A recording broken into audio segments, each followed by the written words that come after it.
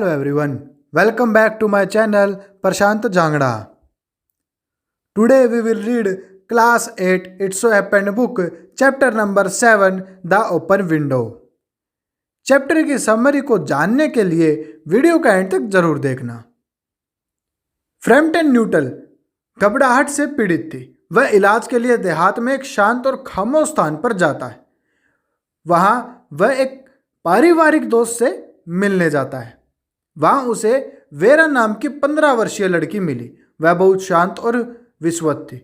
उसने न्यूटल को बताया कि उसकी चाची मिस सैपलेटन जल्दी ही नीचे आ जाएंगी। न्यूटल की बहन ने उसे बता दिया था कि उसको देहात में बहुत कम लोग मिलेंगे। वह वहां दुखी हो जाएगा और उसकी हालत पहले से भी खराब हो जाएगी, इसलिए वह उसको उन सभी लोगों के नाम परिचय पत्र दे देगी जिनको वह जानती थी। कुछ तो इनमें काफी अच्छे भी थे। वीरा ने न्यूटल से पूछा क्या वह वहां काफी लोगों को जानता है। उसने उसे बताया कि वह किसी को भी नहीं जानता है। दरअसल उसकी बहन लगभग 4 साल पहले यहाँ आई थी। उसने कुछ लोगों के नाम उसे परिचय पत्र दे दिया था। पूछने पर उसने वेरा को बताया कि वह केवल उसकी चाची का नाम जानता है। वेरा ने न्यूटल को बताया कि लगभग 3 साल पहले उनके घर में एक दुर्घटना हुई थी।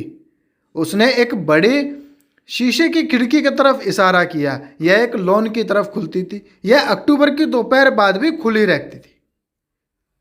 न्यूटन ने लड़की से पूछा कि क्या दुर्घटना से उस खिड़की का कोई संबंध था। लड़की ने बताया कि इसका संबंध उसकी चाची के पति और 2 भाइयों से था। वे शिकार करने गए थे। यह ठीक इसी दिन 3 साल पहले हुआ था। वे उस खिड़की से बाहर गए थे, परंतु वे कभी वापस नहीं आए। कारण यह था कि उनको दलदल निगल गया। उनके शरीर कभी नहीं मिले। लड़की की चाची मिस सैपलेटन हमेशा सोचती थी कि वे किसी दिन वापस आएंगे। वे अपने कुत्ते के साथ उसी तरह उस खिड़की से आएंगे जिस तरह वे आया करते थे, इसलिए खिड़की को अंधेरा होने तक हर शाम खुला रखा जाता था। चाची प्राय लड़की को बताती थी कि वे किस प्रकार बाहर गए। कभी कभी वेरा को भी यह लगता था कि वे उसी खिड़की से अंदर आएंगे। इतने में मिस सैपलेटन ने कमरे में प्रवेश किया और देर से आने के लिए माफी मांगी। उसने उम्मीद थी कि खुली खिड़की से मिस्टर न्यूटल को कोई परेशानी नहीं हुई होगी। उसने बताया कि उसके पति और भाई शिकार से सीधे घर आएंगे। वे घर में उस खुली खिड़की से प्रवेश करेंगे। वह दलदल में पक्षियों का शिकार करने गए थे, इसलिए वे गलीचे को खराब कर देंगे क्योंकि उनके जूतों पर कीचड़ लगा हुआ होगा। मिस सैपलेटन शिकार करने और पक्षियों की कमी के बारे में बात करती रही। फ्रैम्पटन न्यूटल के लिए यह एक पूर्णतः भयानक बात थी। उसने एक कम भयानक विषय की तरफ बात मोड़नी चाहिए, परंतु वह पूर्ण रूप से सफल नहीं हुआ। वह जानता था कि मिस सैपलेटन उसकी तरफ कुछ ध्यान न दे रही थी। उसकी आंखें खिड़की और लॉन पर ही केंद्रित थी। डॉक्टर ने न्यूटल को पूर्ण आराम करने की सलाह दी थी। उसको मानसिक उत्तेजना से बचना चाहिए। उसको कोई ऐसा काम नहीं करना चाहिए जिसमें काफी शारीरिक ताकत की जरूरत है। फ्रैम्पटन न्यूटल का गलत ख्याल था कि अजनबी लोगों की दिलचस्पी उसकी बीमारियों और कमजोरियों में ही थी। मिस सैपलेटन की उसमें कोई खास दिलचस्पी नहीं थी, जो न्यूटल कह रहा था। अचानक उसने खिड़की की तरफ देखा। मिस सैपलेटन ने चीख कर कहा कि आखिरकार वे आ ही गए। वे ठीक चाय के समय घर पहुंच गए हैं। वे ऐसे लगते थे कि जैसे कीचड़ से ढके हुए हों। फ्रैम्पटन न्यूटल डर से कांपने लगा। वह अपनी सहानुभूति देने के लिए खिड़की की तरफ मुड़ गया, परंतु लड़की खिड़की के अंदर से बाहर देख रही थी। उसकी आंखों में डर था। फ्रैम्पटन को भी अजीब सा डर लगा। वह अपनी सीट पर घूमा और उसने खिड़की की तरफ देखा। अब अंधेरा हो चुका था। न्यूटन ने 3 आकृतियों को लॉन में से होते हुए खिड़की की तरफ आते देखा। उन सभी के पास बंदूकें थी।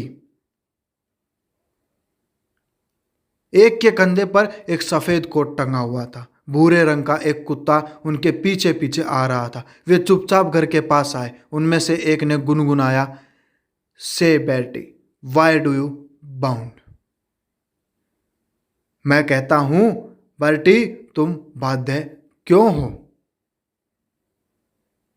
फ्रैम्पटन न्यूटन ने अपनी छड़ी और कोट लिए। वह हॉल के दरवाजे से वाहन मार्ग पर होता हुआ सामने के फाटक पर पहुंच गया, क्योंकि न्यूटन को बहुत डर लग रहा था। इस प्रकार से वह जल्दी से वापस चला गया। एक साइकिल वाला उससे टक्कर बचाने के लिए बाड़ में जा घुसा और एक हादसा होते हुए बच गया। रेनकोट वाली आकृति खिड़की के अंदर से आई। उसने पूछा, वह कौन आदमी था जो तेजी से घर से बाहर गया था? मिस सैपलेटन ने बताया कि वह कोई श्रीमान न्यूटन थे। वह अजीब आदमी था। वह केवल अपनी बीमारियों के बारे में बात कर सकता था। वह बगैर विदा का एक शब्द कहे या माफी मांगे चला गया। ऐसा लगता था जैसे उसने प्रेत देख लिया हो। लड़की ने बताया कि न्यूटन इसलिए घर से बाहर तेजी से चला गया क्योंकि वह कुत्ते से डरता था। उसने लड़की को बताया था कि वह कुत्तों से बहुत ज्यादा डरता था। एक बार कुत्ते पीछा करते करते उसे कब्रिस्तान तक ले गए। उसे वो रात एक नई खोदी हुई कब्र में बितानी पड़ी। कुत्ते उसके चारों तरफ बार बार गुर्रा रहे थे।